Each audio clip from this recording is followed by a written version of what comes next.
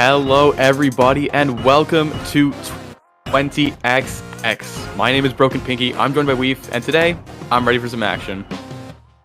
Okay. Yeah, no matter where you are and what the weather's like, it's a beautiful day for Splatoon. This is what everybody's been waiting for. This is what everyone's preparing for. Everyone's showing up. All the big teams are here, and we're gonna see some amazing matches today. If you don't know, this is going to be day one of the two-day tournament. So we are gonna be going through the group stage to see who's going to be moving on to the finals tomorrow. But Pinky, are you excited? You bet I'm excited. Are you kidding me? This is a major. This is 20XX. This is a ginormous event. There was a 20XX that was hosted a few weeks after Splatoon 3 launched, and now we're getting that run back. We're seeing how much this meta has developed in the last 4 to 5 months, and really, I'm just excited to see what all these top teams do, because this is a really big showcase for a lot of teams that don't enter a lot of tournaments, and they get to show why they're at the top and why they're the best. Yeah, nobody's gonna be messing around here. Everyone has their eyes on the top. Everyone, if you're not looking at the top, you're at least looking to get some really good results under your belt. So nobody is gonna be messing around. Like I said, they're gonna be pulling out all the stops, pulling out the comps that they feel the most comfortable with. They think that are gonna be the best. So we're gonna see some interesting stuff here. We're gonna see the old classics, but hopefully some interesting things as well. I mean, yeah, there's a lot that this meta has to offer. You know, there's obviously the crab raise, but there's been a lot of counter crab measures that have been innovated recently, and I feel like for these bigger tournaments is where you really see innovations start to happen. But with that being said, we didn't even talk about the set. We have Hex versus Cascade Duck Crew, and we're gonna be starting things off on Zone's MakoMart. We see Double Splash Machine and T-Tech versus Explosher, Double Splash, and the Splatana Stamper. What do you think of this matchup? Explosher is a Splatoon's classic, but you don't really see it outside of that, but we're gonna see it, excel where it is. It has that amazing paint and some really good pressure, and already we see one member of Hex go down almost immediately, and Cascade Duck Crew is gonna be moving in as fast as they can. Yeah, we're already seeing some fight for the zone in mid. This Explo is just doing Explo things, just really sloshing over, trying to take a lot of control, especially around this right stack area. It's so crucial. Crab is set up there. That just goes to show how important it is. And Cascade Duck Crew is already launching a hefty control on the zone. They have a lot of specials at the ready too. They have a Crab ready, they have a Storm ready, but their Stamper goes down. This could be what Hex needs to push back in.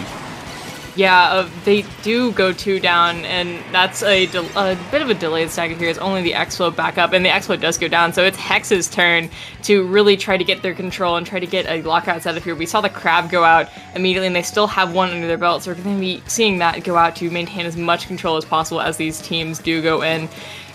It's looking, the points are taken, and they are going to start, Cascade Duck Crew is going to start thinking about how they really want to get back in here before they do lose lead. Yeah, exactly. They got to pick on one of the splashes of Hex, which is a great start. This T-Tech is forced to retreat. Both splashes are down on the side of Hex. No crab action is going to come out, and Cascade Duck Crew uses their own crab to push Hex outside of the zone. And they're starting to get close to getting through their penalty. They're about halfway through. Hex is trying to launch a counterattack with those burst bombs. They get the pick on that Stamper. This is how things start. Here come those Tri-Strikes to really try and force Cascade Duck Crew out of the zone, and they do get the cap right now. The Splash on the right side, though, gets a beautiful pick on the Machine and sneaks behind to get the Crab. That is going to be 3 down the side of Hex. It's only that Splash who does have the Crab still left alive, but this is looking really, really nice for Cascade Duck Crew as they are, once again, taking down on their penalty. Yeah, and Cascade Duck Crew is just holding the zone really well. They're almost through their penalty, and there it goes. Now they're really starting to take down more. Below that 50-point mark, this Crab is trying to get as much picks and assists as possible, but Cascade Duck Crew still has control of the zone. Hex has not really had a chance to push back in. 1v1 versus Splash Machine. This is really important. It goes to the Machine on the side of Hex. That's huge for Hex. They get 2 down on the side of Cascade Duck Crew, including that Explosher, and that's going to be an easy zone cap. That might be exactly what they need, because Cascade Duck Crew has had a lot of control, and now Hex is really trying to set up this hold. They have the Crab at the ready on that right stack. If they can pop it, they'll be in a phenomenal spot. Yeah, they're really trying to get the momentum going here. It's not going to be easy to get all the way down to 28, and looks like they do lose the zone at least momentarily. One member of Cascade Duck Crew is down, though, so it's not over yet. And that's going to be 3 down. It's only the Stamper, which means they are Hex is once again going to be on the offensive, trying to push up as far as they can and maintain for as long as they can. Yeah, and Hex has been doing a great job of holding this zone thus far. They haven't really let Cascade Duck Crew push past the zone, which is really what you want, but they're not pushing up aggressively that much themselves either, and I feel like if they could hold this lockout a lot stronger, but either way, they're through their penalty right now, and they're starting to take down that timer. About 10 zone ticks away from taking that lead back from Cascade Duck Crew, but this is where the pressure starts to come back. Booyahs are coming out from the side of Hex is being thrown out, trying to hold the zone for a little bit longer, and they do just barely get the lead at 27. They still have a lot of control in the zone. They just need to keep Cascade Duck Crew out, but they're at a numbers disadvantage, and the paint is going to go on favor of Cascade Duck Crew. Yeah, and they're trying to get picks as well and moving up. That's going to be 2 down on the side of Cascade. It's actually 2 down on both sides, as these teams are now on a bit of even playing field, just a big neutral game in mid, but the Crab comes out, doing its thing, getting so much control and putting so much pressure on the enemy team, and that's going to be the zone going back to Hex, who now has a massive penalty, but more importantly, they're keeping Cascade Duck Crew from advancing their own. Yeah, exactly, and I mean, that Crab haunting down that expo was so crucial. The Stamper Zipcaster is out, but it just gets picked off so quickly. The machine throws the Booyah Bomb, gets shredded by the Crab, though, as we so often see.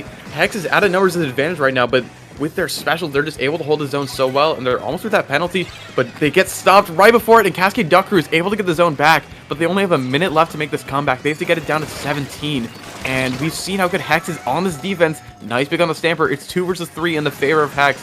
If they can just get another pick, this zone will be theirs, and there they have it. This is looking real rough for Cascade Duck Crew right now. With only about 30 seconds left in the game, Cascade Duck Crew is going to start to get desperate here. Unless they, play really patiently here, their only option is to get this zone back before the overtime kicks in. As they, Hex is just still ticking closer and closer to this knockout here, only about 10 seconds away from knocking it out here once and for all. Yeah, Hex is just holding this, but the zone flips to the other side. One of the splashes goes down the side of Hex. This is Cascade Duck Crew's last chance. The splash is forced to jump out by the Stamper. This is exactly what they want to see. And Cascade Duck Crew's almost through their penalty. They're about 15 seconds away from taking the lead back from Hex if they can just hold it a little bit longer. But here come those specials. The Booyah Bomb and the Tri-Shake. The zone is being contested. They just need to paint it over, but Hex is 2 dead. Cascade Duck Crew has the paint. They're 3 dead. It's just the splash left alone. Crab in the corner, and that's not going to be enough. Cascade Duck Crew makes the comeback and takes game 1. What a great introduction to 20XX with a very, very close, very back and forth match that it hopefully is a sign of more things to come. Great match. What a phenomenal start to this tournament. I mean, we said it's a 2-day event. The action is probably going to happen tomorrow, but we're starting off strong. I mean, that was an incredibly back and forth game from both teams, both sides, just showing that they're a force to be reckoned with. These are some of the best teams, It's a major. These are amazing players, and they showed it. They put on a clinic on Mako Zones, but by the slimmest of margins, it just goes to Cascade Duck Crew, and that is a huge advantage in a best-of-3 set.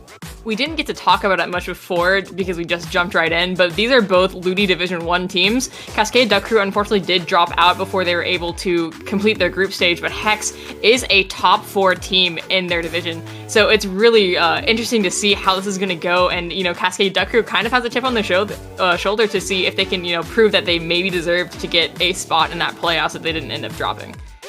Yeah, exactly. And I mean, Hex is an established team as well. They have a reputation for doing really well in Dapple Production tournaments specifically, oddly enough. But as of now, Cascade Duck Crew is the one that holds set point as we go on to game 2, which is going to be on TC Undertow. What are some of your thoughts on the stage? It's not the time for my hot takes on this map, but I think it's a very, very fun stage to work on. It has a very cramped mid, but due to just generally the way it's divided, it means that there's a lot of cover, a lot of interesting routes you can take, and it just feels cramped in a very interesting way. Cramped, but it's not unworkable. Yeah, there are definitely a lot of ways you can move around that map, but unfortunately you do have to go through mid. But notably, I think the area of the most contention is that second checkpoint. It's very easy to defend and it's very difficult to push through, but if you can push through that area, things get a lot easier, and that's really where I feel like the make or break happens. That's where teams kind of get stuck if they aren't able to win team fights and get that full wipe. So I think that second checkpoint area is really going to be crucial in deciding who wins this match, and then whichever one gets the momentum can really push that third checkpoint and then knockout afterwards. That first checkpoint, though, you can sneeze at the enemy team and get it. It's not very contested, as long as you have a little bit of mid control, but we're going to see how these teams really decide to deal with it. If we're going to see similar comps, we saw Cascade Duck Crew run a slightly more off-meta comp with that Stamper and that X-Well. We're going to see if that trend continues, or if, they're going to stick with something. They're faced with the set point, and they really, really want to win this, but we're going to see it right here. Yeah, we're going into game 2 between Hex and Cascade Duck Crew. If Cascade Duck Crew wins, they take the set. Hex pulling out an E-Leader 0 is not messing around. Cascade Duck Crew pulls it a heavy as their backline, and the Wiper. Interesting comp changes from both teams to try and adapt to this more awkward map. That's a very aggressive comp from the side of Cascade Duck Crew, so it's going to be very interesting to see how that plays with the Wiper basically being a discount Tetras and the Heavy being a much more mobile backline than that E-Leader is, but we're going to see how this goes in this first team fight here. Yeah, but Zero is a very strong leader, and Leader has a lot of presence on this map, as does Crab Tank. We're already seeing the Crabs come out, but one team has popped their Crab each. Hex is trying to go for that first checkpoint, but they know it's not smart to go for. Cascade Duck Crew is burned through their Crab, though, and this team fight is really telling. The Tri-Stars are coming out, trying to get the splash away from Hex's territory, but neither team is able to get a stable hold on the tower. Hex pops a Crab on it, but the Crab is forced to jump out and gets the run over on one of the splashes, but now both teams are 2 down. This action's just been non-stop for the first few seconds. It looks like Cascade Duck Crew is in a decent position to take this first checkpoint here as they're getting players jumped in. That Heavy is going to be holding the area in front of it, so that's the first checkpoint gone. You know, we said it's only it's very easy to get, though, so it's definitely not a stable push, but it looks like they are going to be making good use of the momentum that they do have here. Yeah, Cascade Duck Crew has a lot of meta on this offense. They're getting close to that second checkpoint, but they know it's being contested, and they're 2 dead right now. Hex has all 4 players alive, and yeah, that Heavy's just going to get collapsed on. The Wiper was wise to run away there, trying to stay alive and keep a little bit of pressure, but Cascade Duck Crew is going to have their push stopped, and Hex is already pushing forward. Got the pick on the Wiper, got the pick on the Splash as well. 3 dead. It's just that Heavy splatling alive for Cascade Duck Crew, and Hex is pushing up aggressively here on this push, and they're already through that first checkpoint. Look how many specials Hex has. This is going to be a great push for them if they're going to be able to use those wisely. All 4 specials on board. We see the Wavebreaker go out, and I'm betting we're going to see a Crab go out here soon. All 3 members of Hex just sitting on that one block. It's a great spot to hold, so you don't... Not too surprised there, but they did get through that second checkpoint, and now we're going to see that snowballing that you talked about here, potentially, as all 4 members of Hex are down. That's going to be a wipe. Yeah, Cascade Duck Crew just gets wiped out there. Hex has multiple players on that tower, taking down that 3rd checkpoint, and they're getting really close to this knockout. They just have to hold it for a little bit longer, and they are gonna do it, and that's Hex getting the knockout in Game 2, and already, first hit of the tournament, we are going to a Game 3 series. That was the complete opposite of that last set. We saw Cascade Duck Crew take a bit of a good first showing there, but ended up backing off and going down, and then Hex took it and ran with it. So we're gonna see how these teams fare on the 3rd map. You know, Rainmaker, Hagglefish, a bit of a different map than the bit of a different game than the first 2, with Rainmaker being a bit faster and just generally, you know, it plays differently. It's a different mode. So we're gonna see how these teams fare and who's gonna come out on top.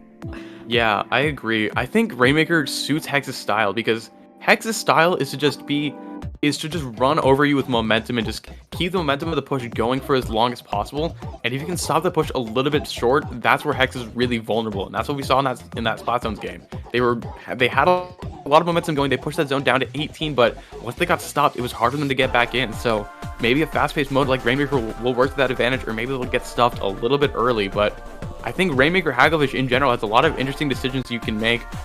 Some teams have been opting for that left side checkpoint. You know, it's a lot easier, it's a lot less contested than the mid checkpoint, but that mid checkpoint obviously has that jump where it's very risky, it's very hard to get a top level, but if you do make it, it's a lot of points on the board very quickly.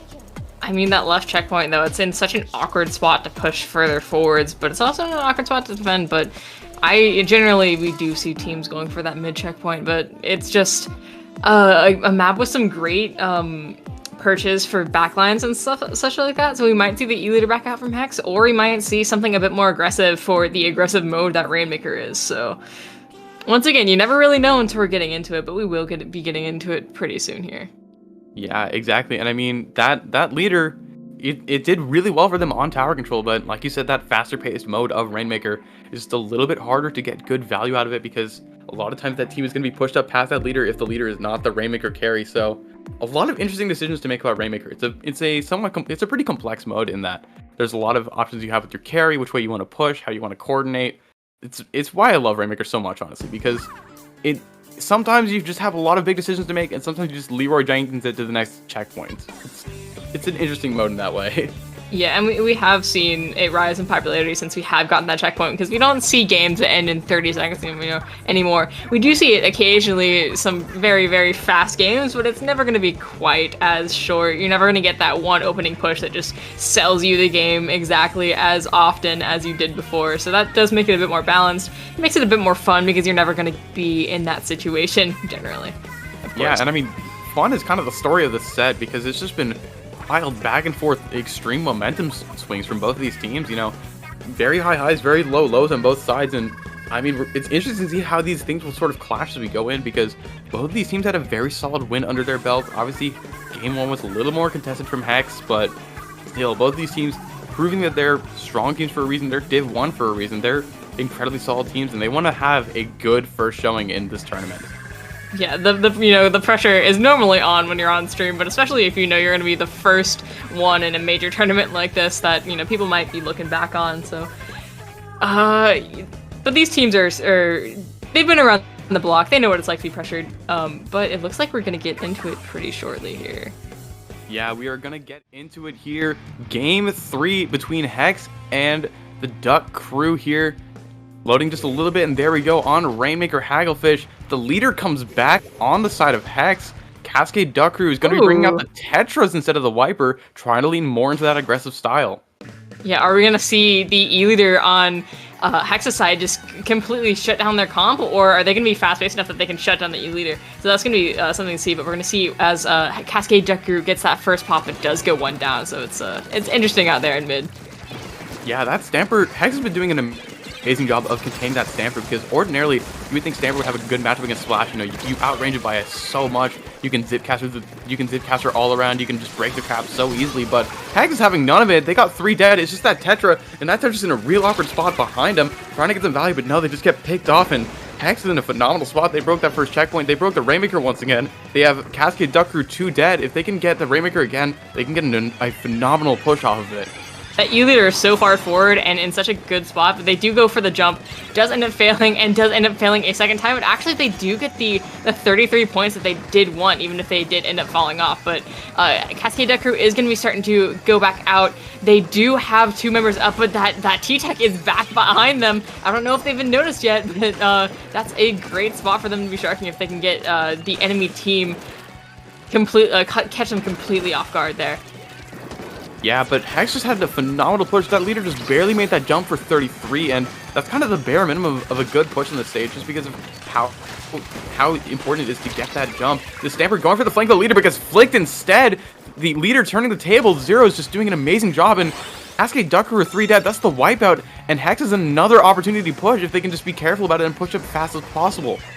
Yeah, but they do have a sizable lead here. You know, all the way up to 20 points, all the way up to 14, and now they're feeling pretty comfortable. You know, it's never over until it's over, but you're not ever unhappy with a lead all the way down to 14 points, especially when your team members are still there and still are fighting. This T-Tech over here is tearing it up until they finally do go down, but that is going to put a major stop on Cascade Duck Crew's rollout back in the mid here, as it's basically back to neutral with the pop going to Cascade Duck Crew again. Yeah, Hex's T-Tech has just been an utter thorn in the side of Cascade Duck Crew, just being so obnoxious and so difficult to kill and so difficult to pin down, and if you ignore it, the T-Tech's just going to shred you so quickly. And I mean, just look at the time. It's been 2 minutes 20 seconds. Cascade Duck Crew has not gotten a chance to pick up the Rainmaker once. They haven't scored a single point, and there's still 2 dead versus Hex, who has it all the way down at 14. And Hex already has another amazing window to push. They just need a little bit of pain in front of them. It's just that splash left alive, but now Cascade Duck Crew is starting to respawn. Hex is trying to be patient. They know they have a phenomenal lead. They do not want to blow it at this point in the match. Yeah, going down could completely turn the tides here, so they're going to try to play a little bit more conservatively, you know, use their specials wisely, and take a push much more patiently than they would at the beginning of a match, because they do have that's such a strong lead there. So we do see Cascade Duck Crew start to go in yet again here. They do get their first push off, but that crab is going to be a thorn in the side. But they do almost get the first checkpoint here right before they get popped. Yeah, Cascade Duck Crew getting so close to getting that first check. Nice pick onto Seth. That T-Tech is dead. That's what Cascade Duck Crew's been struggling with. This could be their window. Crab is trying to deal with the one on that perch area. Not quite able to get that pick. Never mind, they get that splash.